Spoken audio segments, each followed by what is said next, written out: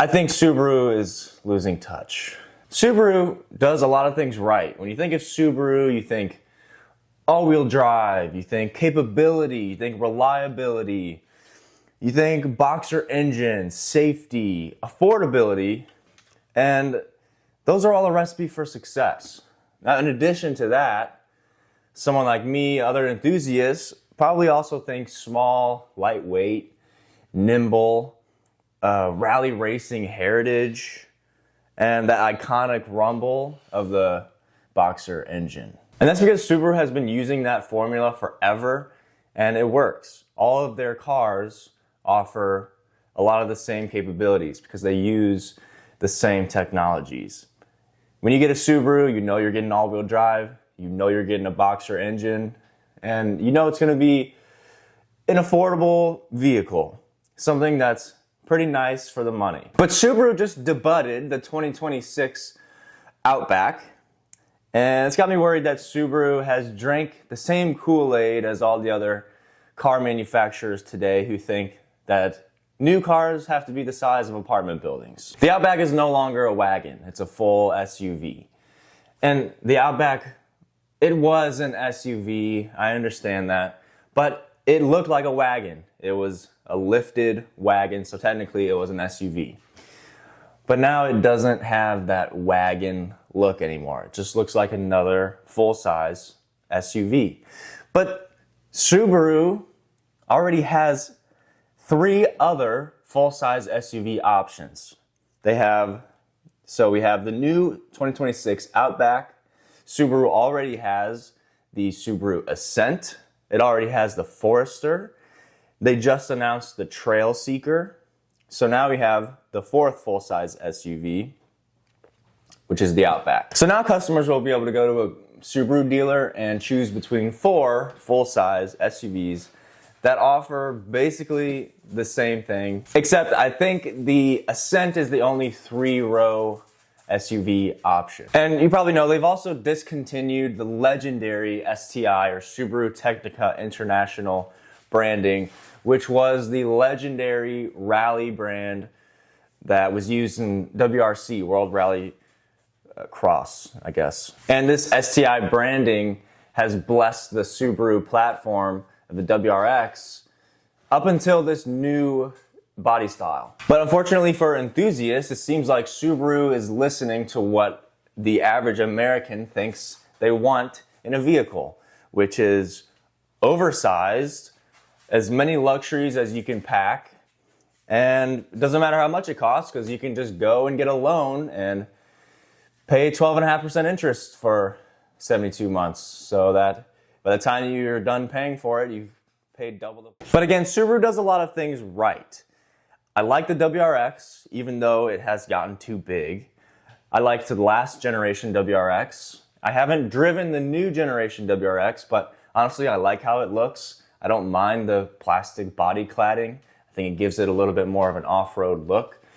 And they've upped the engine from a 2-liter turbo to 2.5-liter turbo in the new WRX. So the new one probably has a bit more punch than the last one, and the last one was not slow. It was pretty quick. I also like the Crosstrek in that size SUV, and I really like what Subaru is doing with the Wilderness Edition vehicles.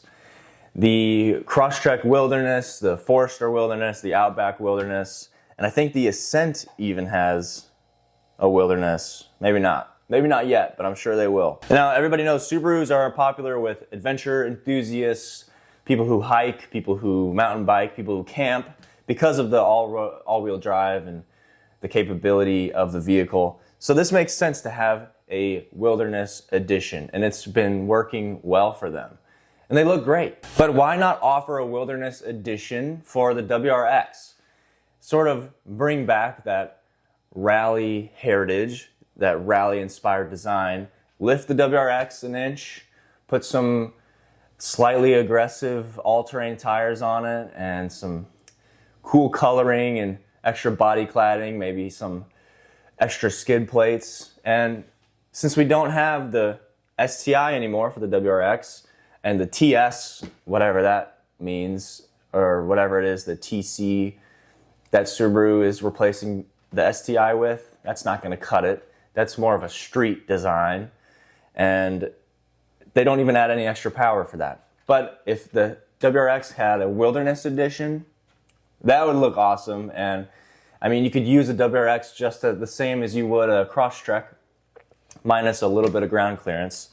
So I think that would be a good move for Subaru right now, especially because they have so many SUVs and only two small, I mean, maybe one small sports car, which is the BRZ, but the WRX is sort of their only sports sedan. I like to see if there's going to be something new besides the new Trail Seeker that replaces this wagon space that Subaru has now left open. But since they already have 4 full-size SUVs now, I mean, if they add another SUV that replaces the old wagon design, I think that would be too much. So I want to know what your thoughts about Subaru are, about the new Trail Seeker. I didn't really talk much about it, but it's their new electric vehicle. So that's about it for Subaru. Leave your thoughts in the comments. I want this platform of video to be like an open dialogue, and the last video I didn't get any comments, so leave a comment and I'll talk about it in the next video. But now let's go make some coffee, because this is about cars and coffee. We already talked about cars. Let's go make some coffee. I'm just going to show you how I make my coffee with a fin filter. So if you haven't heard of a fin filter, this is a fin filter. This is a Vietnamese method of brewing coffee. It's a gravity-driven system, and it creates a really bold cup of coffee. The traditional Vietnamese way to make this coffee is using Robusta beans, because those are grown in Vietnam. They have about twice as much caffeine as a typical Arabica bean, and it also sometimes has a more dark chocolatey flavor or a more nutty flavor as opposed to a more citrusy or fruity flavor. So traditionally for this method, you put about a spoonful of sweetened condensed milk at the bottom of your cup and then brew the coffee into the sweetened condensed milk. And typically you also have ice in there, so you brew it into ice, you make iced coffee, then you fill up the rest with milk or creamer. And it creates this very bold and strong but sweet cup of coffee. One of my new favorite ways to make coffee. And I brought this on the road trip I just got back on. Unfortunately, it's not the best thing for road trips, because even though it doesn't need a paper filter or precise measurements, those aren't really good things for road trips, because the paper filter helps you just lift all the grounds out and throw it in the trash. You kind of need running water to clean this thing out, which isn't the best for road trips. Anyway, so you just get your coffee and fill up almost your grinder capacity with your coffee. Doesn't have to be super precise like a pour over to make a perfect cup of pour over does. Has to be a certain weight. So this one you just pour in.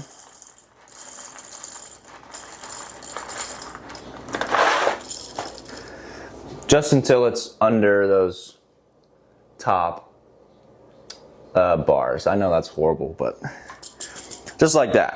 I'm gonna spray it with some water so it doesn't get static electricity and stick to the grinder. Grind this up, and I'll go from there. All right, not ideal because I don't have milk or creamer, but I put a little bit of honey in the bottom of this cup, and we're gonna brew into the honey. So here's how you do it. After preheating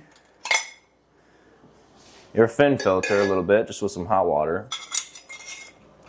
that's just supposed to make for a little bit more of an even brew, because the water doesn't have to change temperature. Got our water at about 200 degrees. And so you have your coffee. You just dump it in there.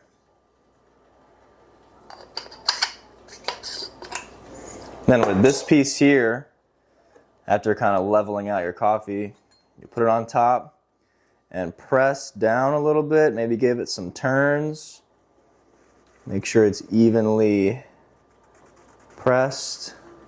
So this is like similar to an espresso shot. That's why you're not really supposed to just drink the coffee. You're supposed to put it into sweetened condensed milk and then pour more milk into it. It's sort of like a latte because it's a bold cup of coffee. So after you got your coffee in there, just put a little bit on top to let that coffee bloom. We'll let it sit for a couple seconds, and then all you do is fill it up to the top of the cup, and it slowly brews through with the help of gravity. All right, so it's been a couple seconds. You just put the water in until it reaches the top of the cup.